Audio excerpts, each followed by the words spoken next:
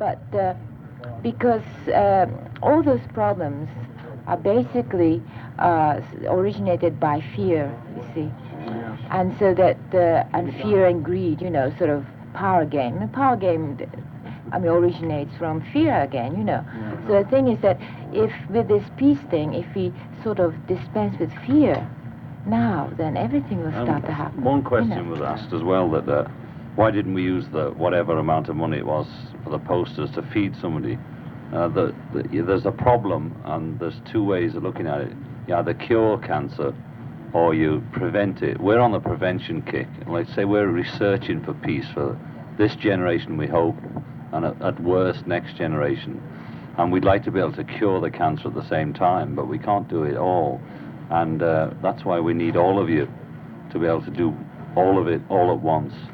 And things are happening so quickly. You see, when we did the bed in Montreal, after that, as we told you, we got very, very depressed, because first of all, we were naive to think that there would be some immediate response, and there wasn't, There was with individuals. Well, maybe, but we didn't realize it, and so that we started to feel well. We didn't do very much, It wasn't anything, etc. But now all the reaction is coming now, you see, and it's just so beautiful, Of course, it just wasn't. It wasn't like we did it all, It wasn't like that, but it's like a chain reaction, I guess. And now we're getting so many help, sort of from different people, and it's just so beautiful. And so this time, after this event, we're not going to get depressed, because we know how, we can't be impatient about the response, All we have to do is just wait for another. Yeah, it's like records, when you put your first record out, like Love Me Do, for instance, people don't react too well to it. A few people do, like you said, you reacted.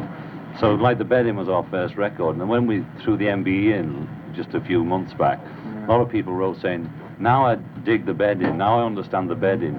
This has made it tangible for me, the MBE. And then we did a thing with on hanging in Britain, and the people responded saying, oh, now we understand the MBE and the bed event because they're hanging. Oh, yeah. Now, if we do the poster and keep bringing out each one's a new single, they start buying up the old singles, Yes. like digging the original music.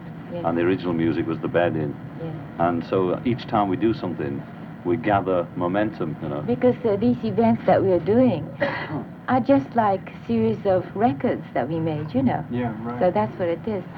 And so probably after this year, it'll be much easier.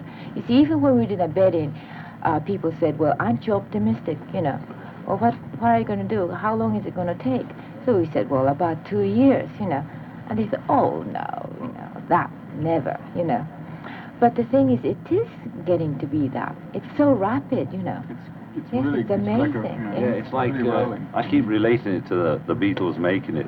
It's like once the Beatles broke through and all them groups followed, Oh, wow. and groovy groups and groovy sounds, and the whole thing blasted open. So if John and Yoko are the original Beatles, Yeah. and then all the other groups start doing their own thing and their own variations on a theme and develop their own ways of communicating peace and things like that, I believe that's the way it's going to be, And it won't be people sort of saying, well, what about your ideas and what are you going to do next? Yeah. It'll be us competing with other people for peace, We'll be out trying to outdo each other to get in the charts for peace. Oh, aye, that's how it's going to be. Right. You can see it already, like say Jeff Sterling with his chain of stations. Yes, like right. he's like a convert. He's like really doing beautiful things Yeah, for it's people. fantastic, I mean, Thank that you, was Jeff. yeah, that was the first Yes, that was good. thing that happened. He just arrived in England with his son.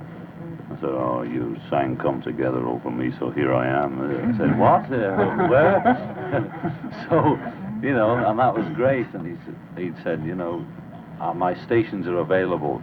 But he also said, so as people don't get uptight and think it's exclusive, if we make tapes for his stations, people can get copies of these tapes, and if we do jingles, if anybody listening, other stations or whatever, any jingles or bits and pieces you hear, these stations will be willing to give you copies of these things, because they're all Free of for charge, peace. yeah. It's not a hype job or an exclusive thing. This thing is for peace, and any of you are welcome. and you just get onto whatever it is, CBFDWIXZ here, and they'll give you some of this stuff we're laying out, especially the jingles. This is Radio Pizza. This is Radio Peace. Oh, I'm confused.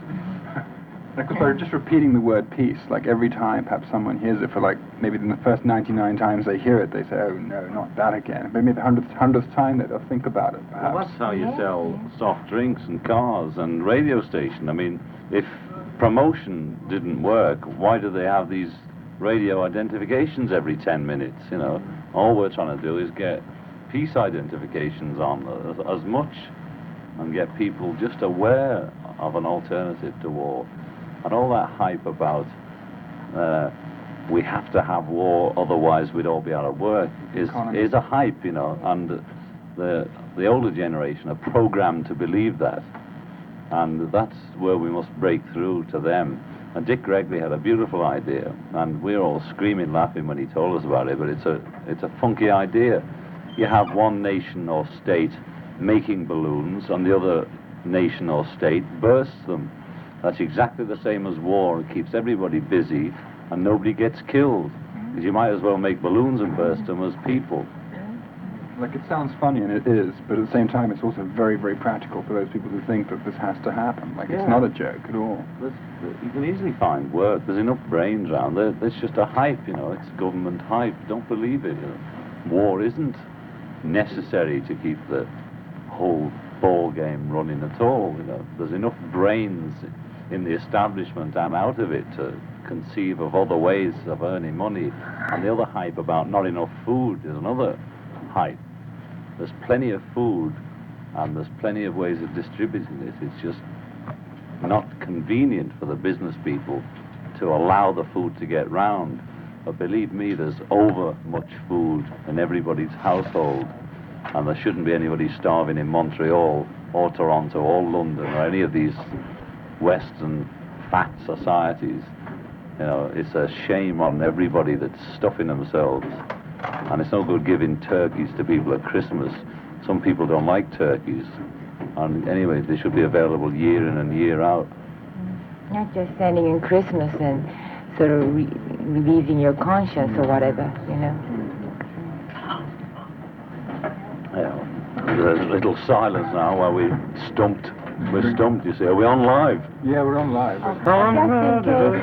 Just in case somebody who's a capitalist or whatever, who owns a large company, etc., listening to this station, we'd like to suggest that if you have a running ad in a TV or something, and say if you owned a camera company or something, and you're running ad, just once every week, you can change that, say, instant camera into instant peace, you see. Things ad. go better with And then peace. everybody can just identify that ad anyway with your company, so it's a good plug for your company too. So would you mind doing that? Any of you greasers out there listening, you know, just you still sell your product and you'll do a good thing. Yes, and also we believe that instead of pressuring the government, pressuring anybody, pressuring the establishment, etc., we should just grease them and get something, you know, and change their minds, you know. And that's the way we get our way instead of a high pressure, you know, because that creates violence. That's very, very dangerous. You know? And many of the kids are sort of deceived into that, you know, like trapped into that old game of, well, we have to fight the establishment. But the way to fight them is by high pressuring them, you know. And that's not the way at all, because if you do that... Yeah, would you like to...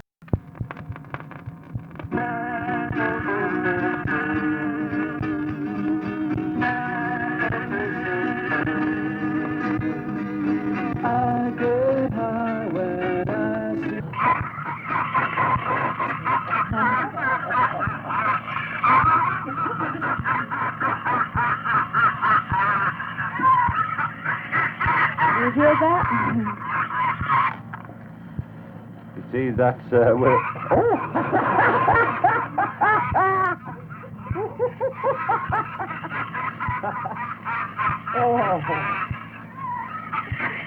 be a free plug for the next album of John and Yoko. It comes out in the new year.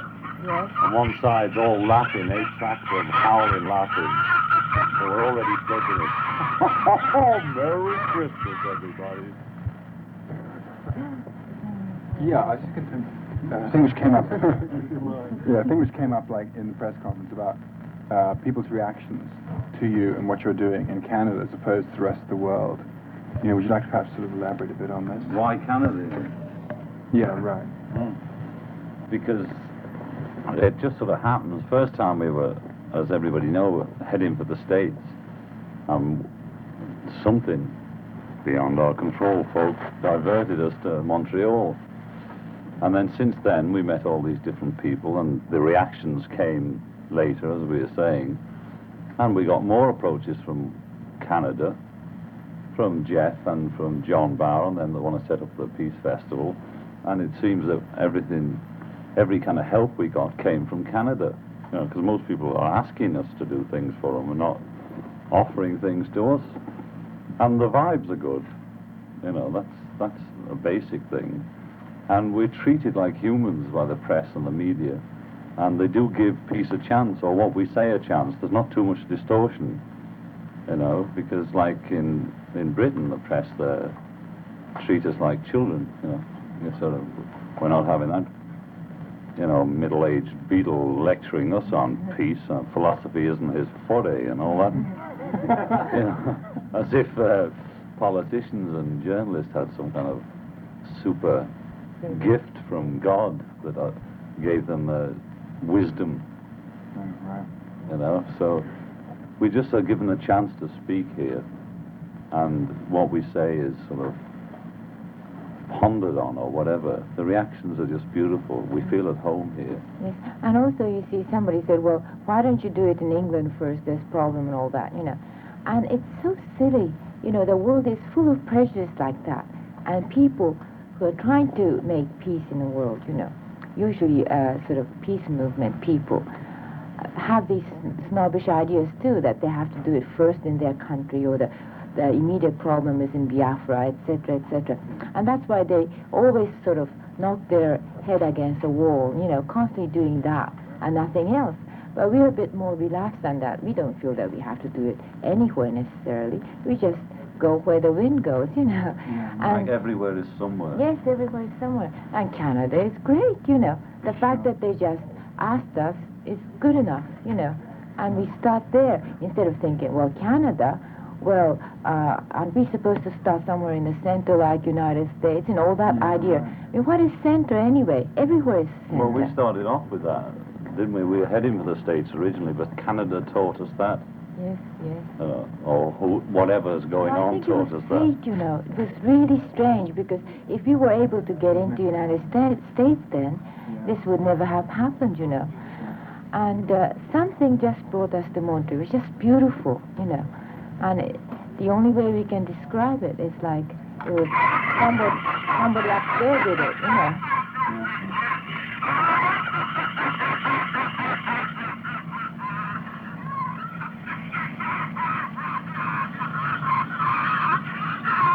Radio Peace, folks. Can I just make a personal observation, like about you two? Like we were together, and I always think of you as together. Like I always think of John and Yoko. I don't tend to think of like one of you, you know. Like you together radiate such peace. Like your rhythm is so peaceful that I find that it just like rubs off on other people, and it seems to me this is what your whole movement is about. Like it's a small thing which is just spreading from person to person. Yeah. It's like if John and Yoko can make it together, then maybe we can make it with the next couple, you know, and so on, you know. And people say, well, what can we do? We haven't got your fame and etc. But you can do it on a local level, you know. You do it in your own house. We're talking about peace of mind and security, violence on the street, violence in your own head, not just Biafra and Vietnam, which are manifestations of all our violence. And we had a struggle too. I mean, we're both violent people. We have as much violence in us as anybody else. And we have the gift of love. But love is a gift, or whatever it is. But it's like a precious flower or plant or something, you've got to nurture it and look after it and keep the flies off it and see to it every day and see how it is and work on it. You've got to work on love, and you've certainly got to work on peace. And once we sort of sussed that out, we decide what to do with this love and this gift, and we wanted to share it. And we wanted to give our vibes to the next person. And we're just in that fortunate position to be, like, famous and be able to do it on TV or on the radio. But you can do it. Somebody's saying, well, what does the guy that's going to the factory that needs to earn his money do? Well, he goes to the factory and smiles at his mates and talks to them about it, you know, and turns them on. That's how you do it. You don't have to be center stage to work it. You need footlights and somebody to pull the curtains back and somebody to take the money of the desk and all that, you know. It doesn't, an act doesn't revolve around the act itself. There's a lot of hype goes on behind it to get a band on stage or a performance going, and everybody's equally important, you know. And that's what we want to try and tell people, that they all are important and have power, whether they know it or not. And it started to really happen that way. You see, like, we were thinking, well, we're the only one who's pushing, you know, and nobody's really coming up, you know. So we felt, well, it shouldn't be like that. We should just be like part of the whole thing, not, you know, just doing it up there. So now it's starting to happen like that. We're just being a part of it, you know, and that's really great. It's such a relief, yes. Something all around you now. Yes, yes. Yeah. I mean, there are many John and Yokos everywhere in the world, you know, and so that's great. Yep. Can I ask you about sort of for the future, like right now? I'm not quite sure what you're going to be doing after Montreal, but We should tell them about the Rochester Cathedral thing. Yeah, go on, you do. Yes. Well, we would probably be in Rochester Cathedral, outside the cathedral. That's in England, you know, and be fasting from 24th to 25th through the Christmas. You know. Just to, they're doing it there anyway, just to show that Christmas is something that's serious rather than commercial and all that, you know, and doing it to remind people that there are people who are still starving, you know, in the world, etc. And they asked if we'd come, so probably we're going. Yeah, we're definitely going. Yeah. And Dick Gregory's coming with us. So that's what we'll be doing for Christmas, folks. I wonder what you'll be doing. yeah, there's a fast going on actually in Montreal too, but for Right. well, it's against the war more in Vietnam, I think, and Canada's participation in it. Yeah, which is like a lot of people like are saying, wow, you know, like you shouldn't be doing what you're doing. You should be stopping the war in Vietnam or something. But that's like all doctors today. Like they always cure the symptoms. They never actually get down to the disease. Yeah. They're always after curing the symptoms. And everybody's hassling about which drug the kids are on. It's the fact that kids and people need drugs, whether it's alcohol, speed, or whatever, is the problem. Not which drug they're taking or how available it is, or what to do about it. The problem is, why do we all need something to live in this society? The basic thing is why, not what. Da-da-da-da-da-da. And also, you know, because our life is very high pressured, you know, and we are both, as John said, very intense people. And so sometimes, you know, we get into the old game of a couple like saying, oh, John, you're always, or, you know, John would say, oh, well, you're always, or whatever, you know, that kind of game.